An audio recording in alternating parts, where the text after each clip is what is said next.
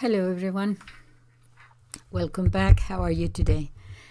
I'm going to address some of the comments that I have been receiving about especially the books that I have been covering.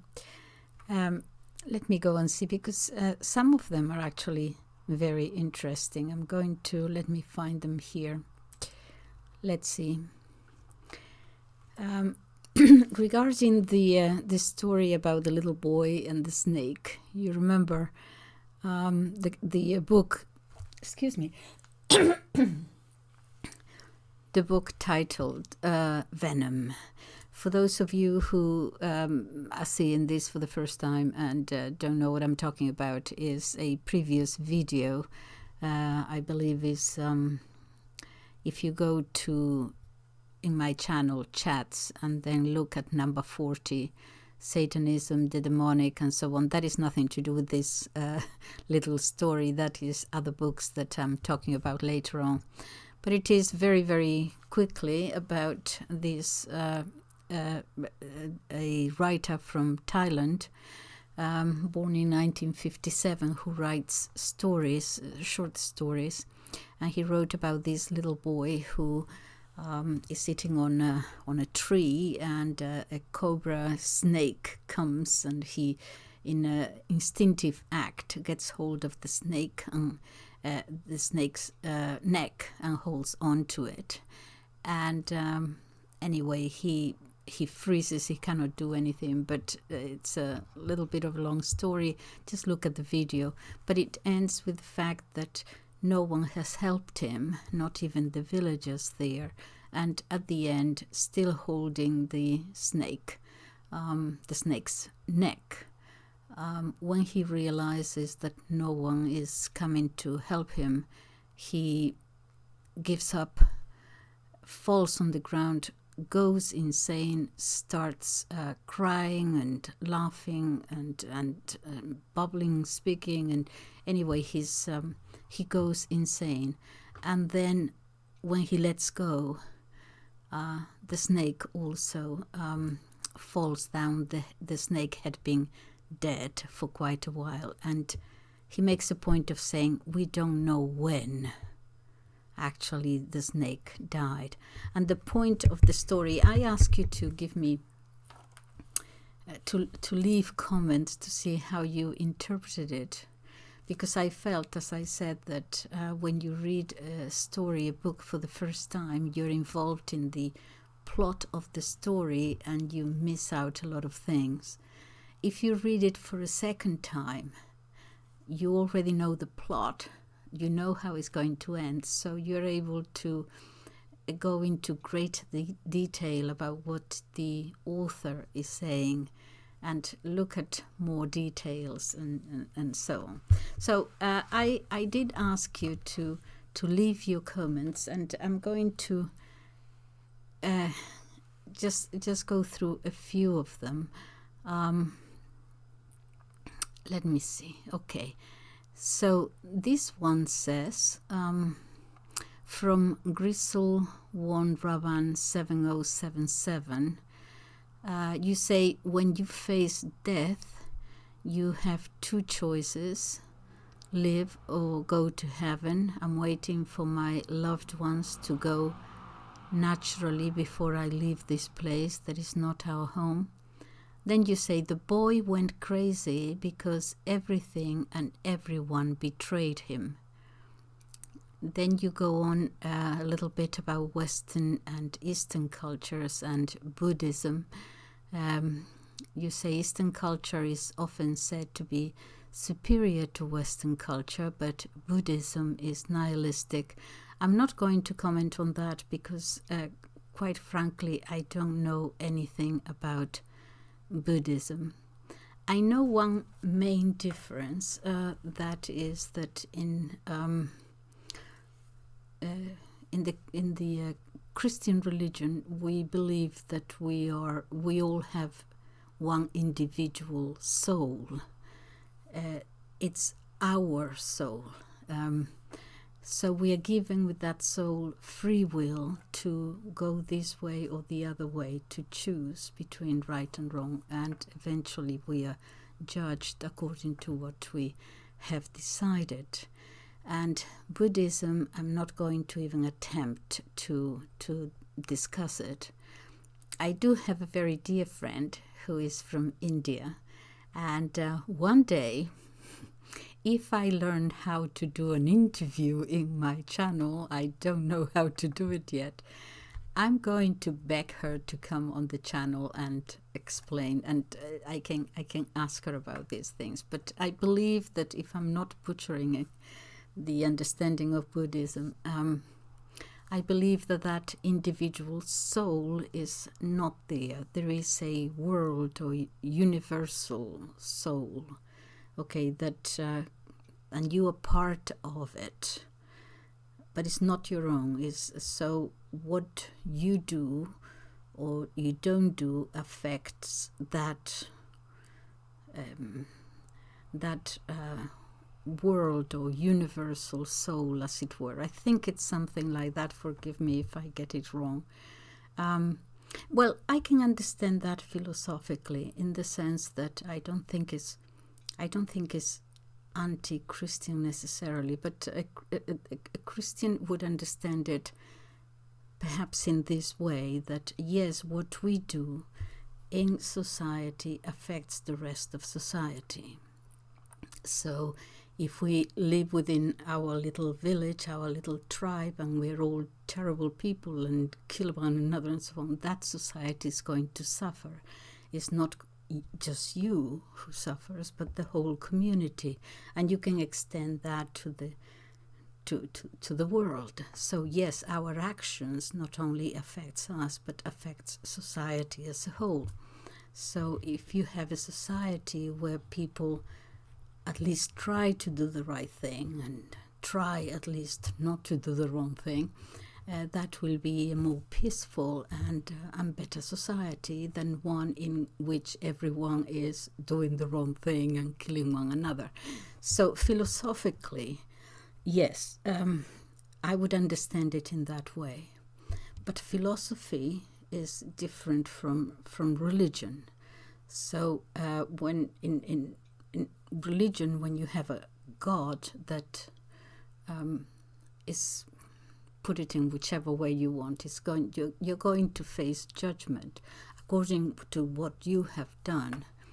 That means that apart from affecting, or besides affecting the whole of society, you are also going to be judged according to what you did with your free will. That is just addressing and not wanting to go into greater detail what you say here about Buddhism, because I don't know. But the boy went crazy because everything and everyone betrayed him.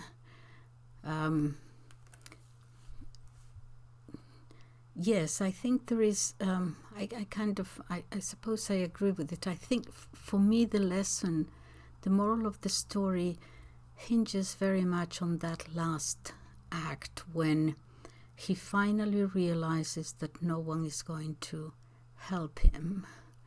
And so he goes insane, drops down, starts. And whether that is saying that we do need actually one another, that by ourselves we may not be able to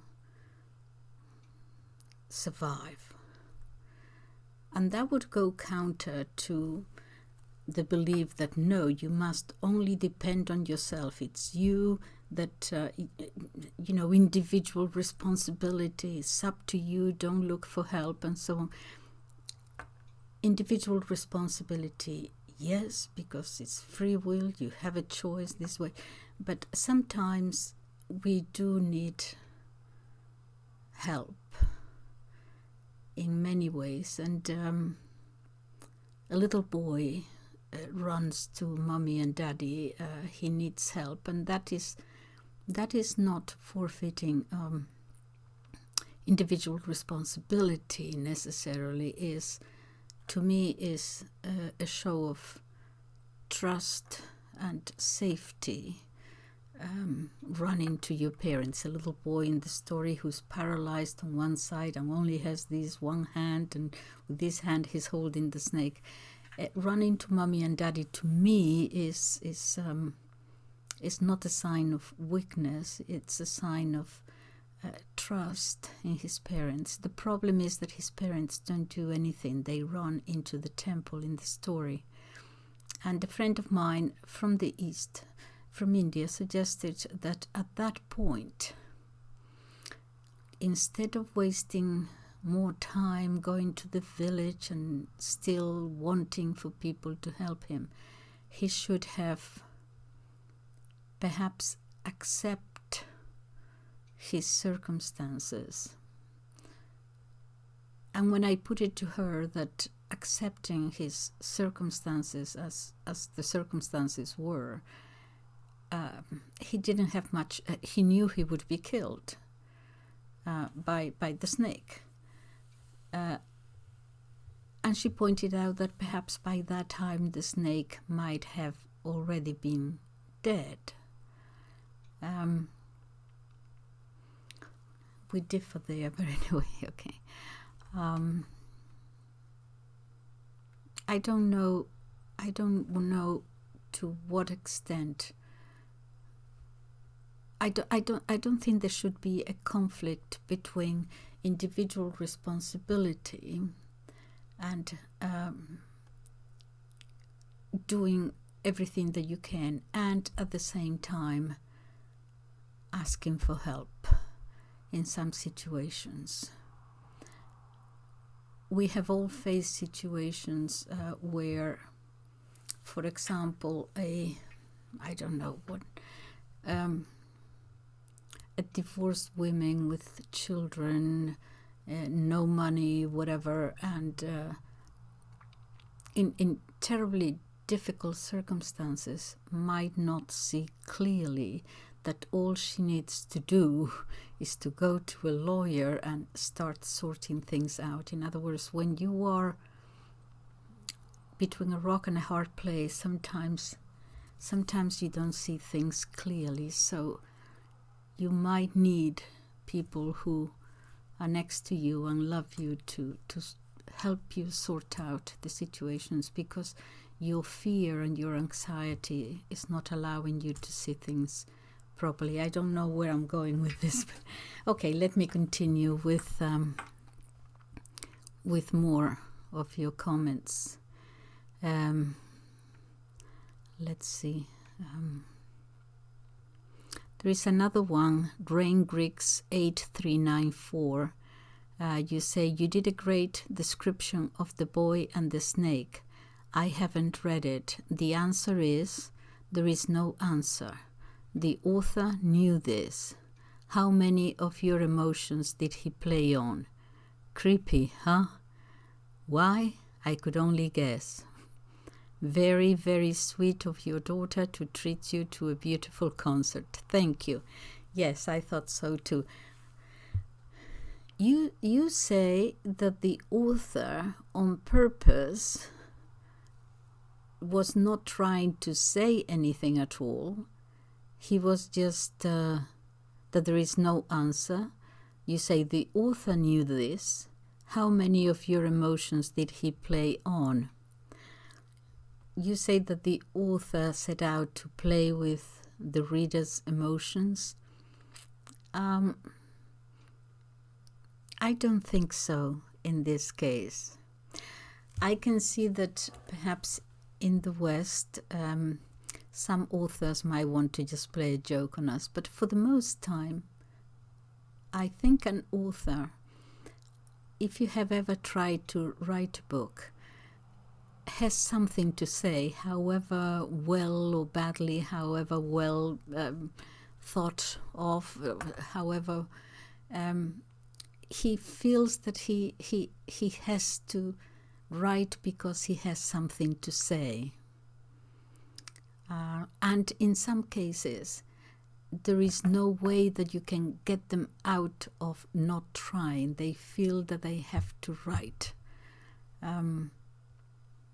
Just as a painter needs to paint. In other words, is their way of communicating, is their way of expressing themselves. So I don't think in this case, this particular author who's writing, well, for the whole world, I suppose, but certainly addressing his people in Thailand, that culture, that he wouldn't necessarily set out to play a joke on them. I don't think so. Okay, more.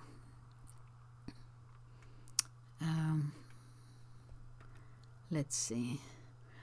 The Banished 87.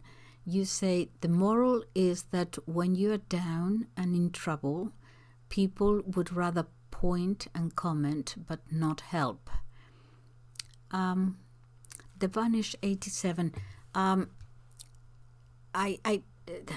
think that's right, but it doesn't go far enough. That is not, in my opinion, that is not the moral of the story. That is what the story says. I mean, it's obvious there in the story that people don't help. The little boy was not help. But what is he teaching us? What is he trying to say? That we should only depend on what we do, we can do ourselves, and because people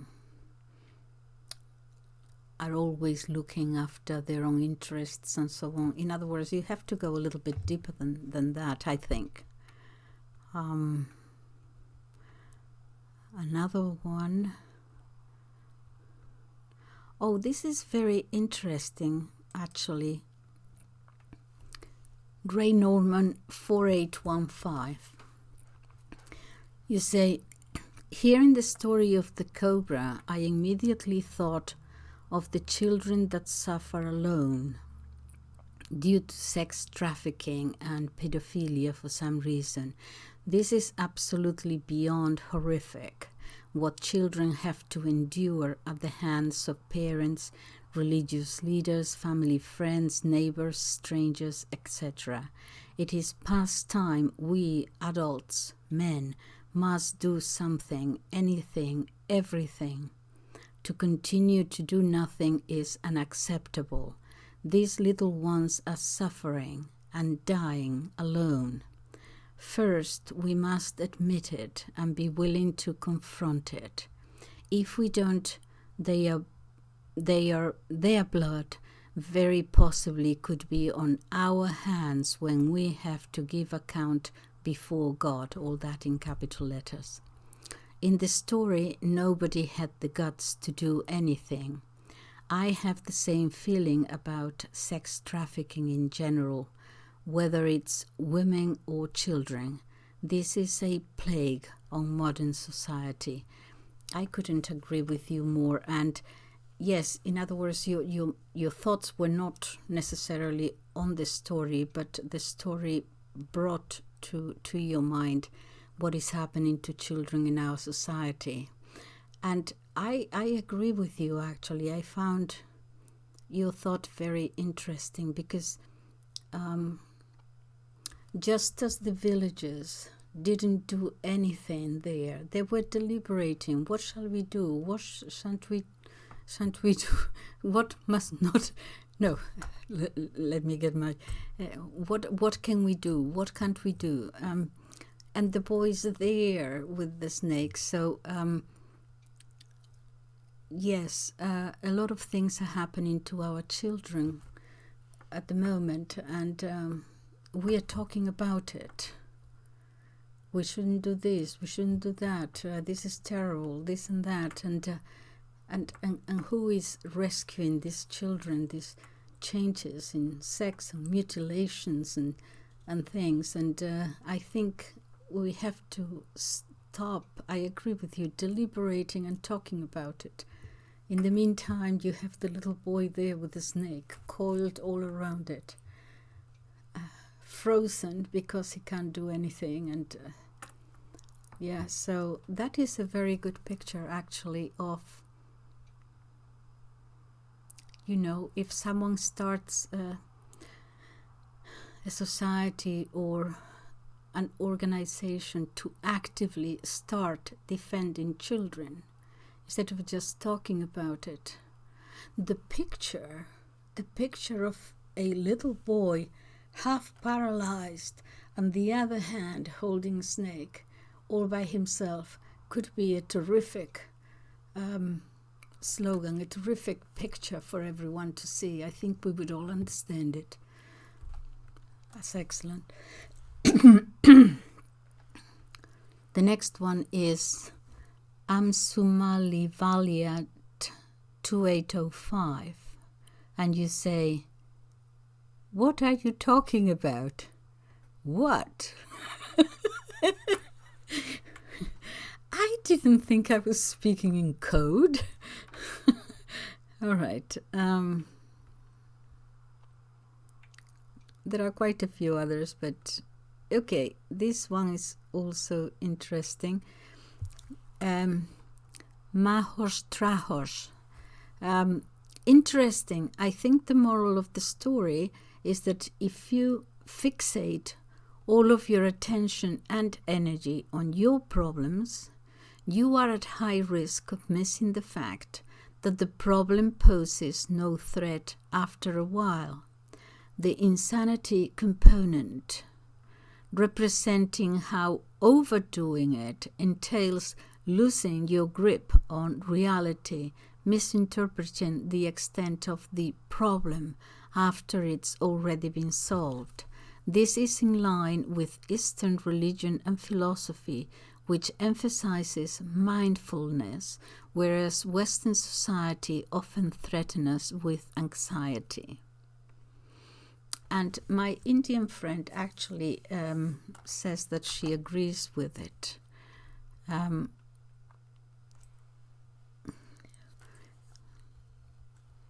All right.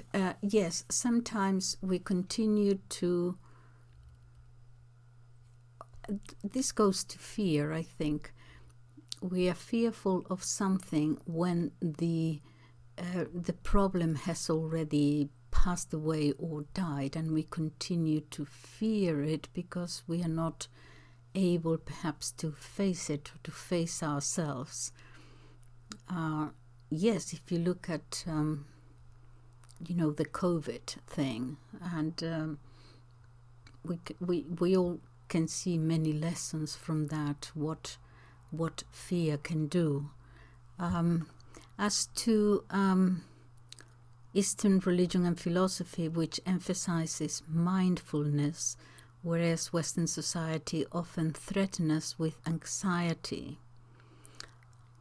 Yes, because the East is always more, again, mindful of not misinterpreting.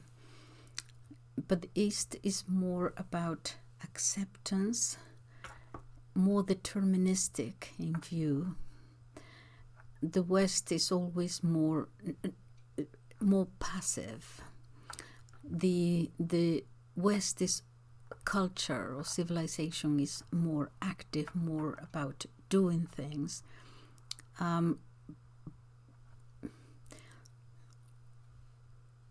The difference is that, for example, if you believe in this universal soul, or if you believe that the end is to be at one with the universe, which means to be at peace with the universe and so on, that acceptance or resignation sometimes is not enough for a Western mind.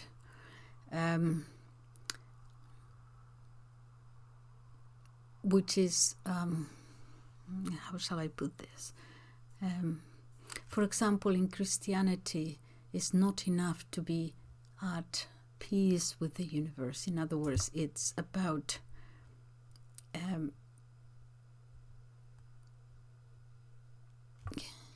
instead of being, the emphasis being on peace. Did I pronounce that right? Peace. I never know how to say it right. Whereas in the West is love, if you have to put it into 2 words, and love is active. Different. I think I need to think more about this. Okay.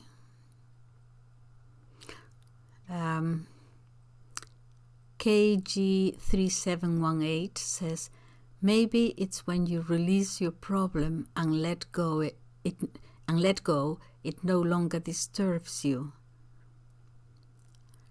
For a follower of Jesus, it would be to fear nothing and trust in the Lord.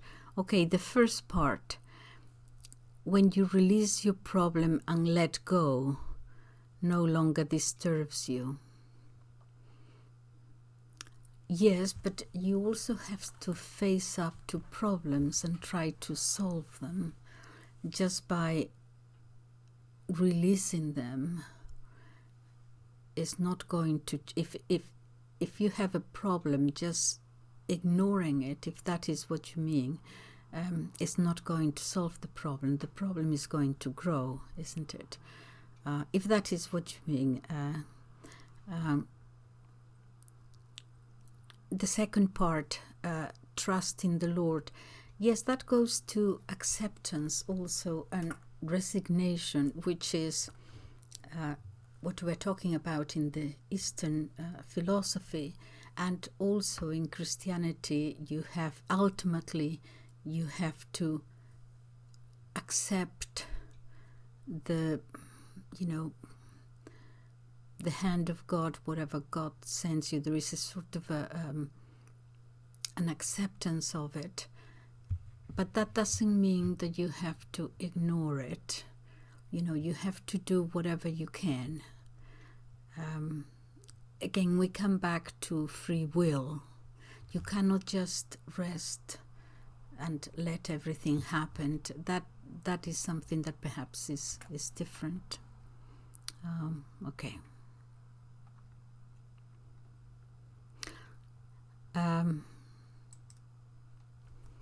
Jason Skywalker 2100, you say he realized now that there was nobody left he could count on. That was the breaking point. It's been said that humans are a pack animal, gregarious apes, they say. If you are isolated with no support from family, friends, community, in the face of relentless evil, will get you broken and you will lose yourself. Yes, I think that is true. I tend to agree with that, because the little boy goes insane, and I think it's when he realizes that he is alone. And so perhaps that is emphasizing society and how important society is. Another read is that there is something to be said about how the big bad snake being choked to death by the grip of a half-paralyzed child, again an indictment on the pussies paralyzed by fear that didn't step up to the plate. Now, I am not a Buddhist or from that part of the world, so there is a good chance I'm dead wrong about what the author tried to convey. So, yeah. Yes, I have to talk more to my Indian friend about this. I spoke to her for just a few minutes over the telephone, but it was breaking up and it wasn't very good. So, I'll talk to her again and try to clear my thoughts a little bit more, dispel some doubts. Wilkins Pamela 5683. Backstory to their communities provided, including an accident that left the boy with a deformity, a self-proclaimed medium who dislikes the boy and his parents, for their refusal to kowtow to him, puts it about that this is a punishment from the patron goddess he claims a connection to. Yes, part of the story is that there is a religious leader, there is a good religious leader, a monk, but there is another one who is the typical religious charlatan, and he is making himself rich by abusing people's faith. The goddess of the river or something like that, he says that she has spoken to him, and she wants this piece of land to make a temple. Anyway, he's just robbing, he's just putting everything in his name. And so when the little boy goes to the village and everyone is deliberating, it is this false prophet, this charlatan, who actually says that is the punishment for you and your family, because they were the ones who were saying, I don't think you are 100% there. I think you're cheating us all. So probably the fact that they didn't come and help him, the little boy, straight away, was that they were listening to this false prophet, and they believe the false prophet more than they believe their own eyes, seeing the boy in this circumstance. Another one, Sunrise Circuit 7, thank you. You are inspiring and very beautiful soul. Thank you very much, both inside and out. Thank you. I'm 72. And also, I love teachers. You all make the world a much better, much more inspiring place. We love you. I think he says we love heaven on earth is you, something like that. Well, thank you very much. Okay, so that's just a few from the story about the little boy. Now, on the latest video that I have put up, that will be number 41, on sacrilege and sexual perversion. They must believe in Christ, or they wouldn't hate him so. God Cryptoguns says, when you bow down to the devil, he gives you this world. The cabal deep state is running this world. Governments are all but useless, or just a tool for the cabal. It looks like they also have been able to make their own UAPs. I don't know what UAPs is now, and are preparing a fake invasion. We shall see. We can all tell something is coming. Praise Jesus, he's so good.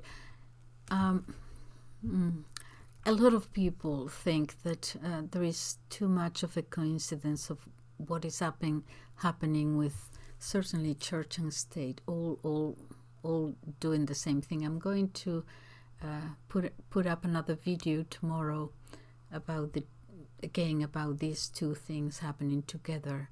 You know, with this pride thing, they're both, the state, in other words, the civil and the religious, are doing the same thing. I'm going to discuss that. Okay, let me see if I have more on this one. KG3718. The elites mentioned in the presentation all have the killer instinct, and they have no qualms whatsoever about lying to the citizens.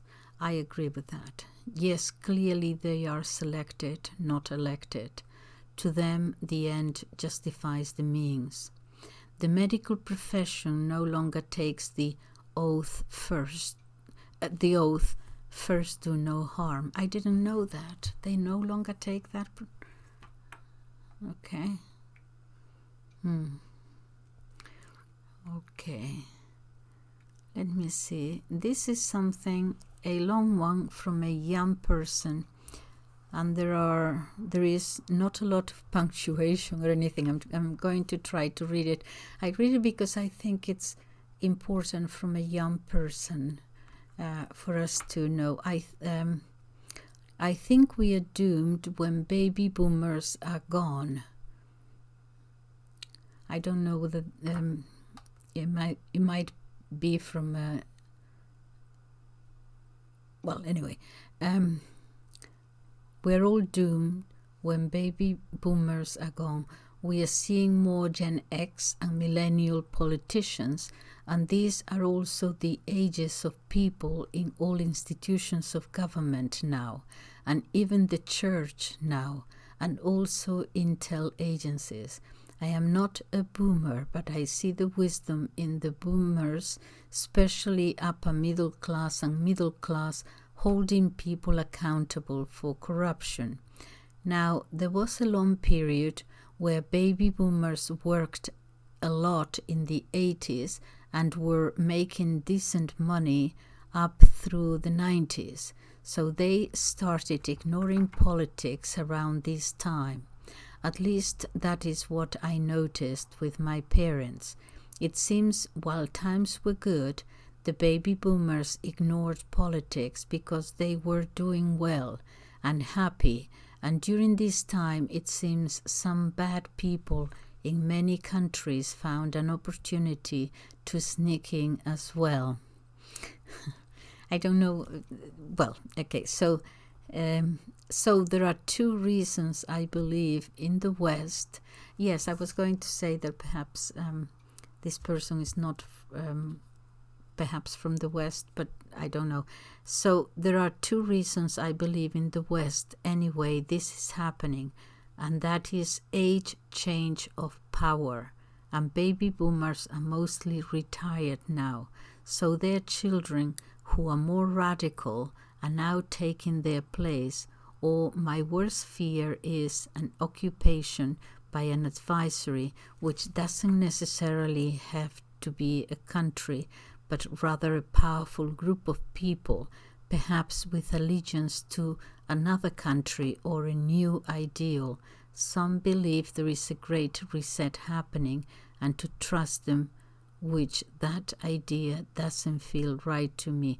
Okay, this person is probably not a, I would say, native speaker, but I think we can all understand what he or she is saying. I don't know.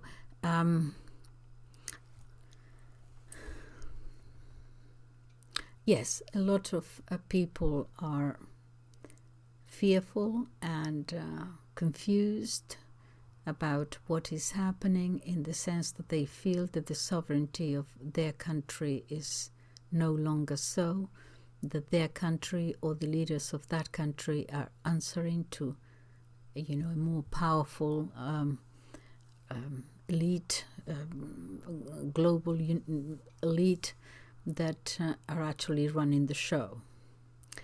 And the question is what we do about it. Okay. Do I have any more?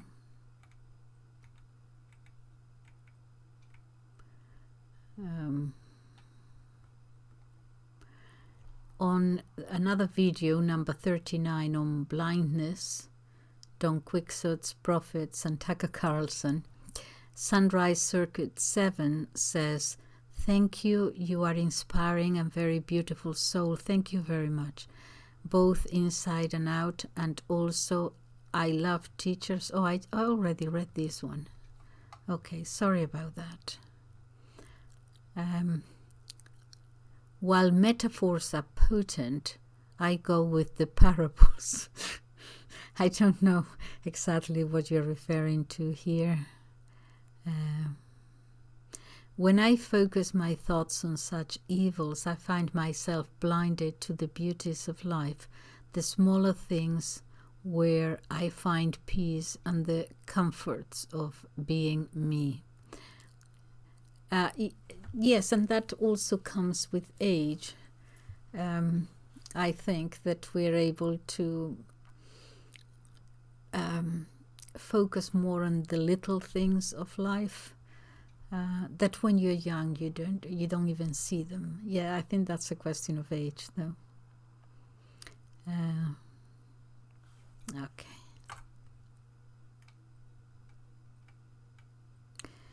Beautiful, thank you. All right.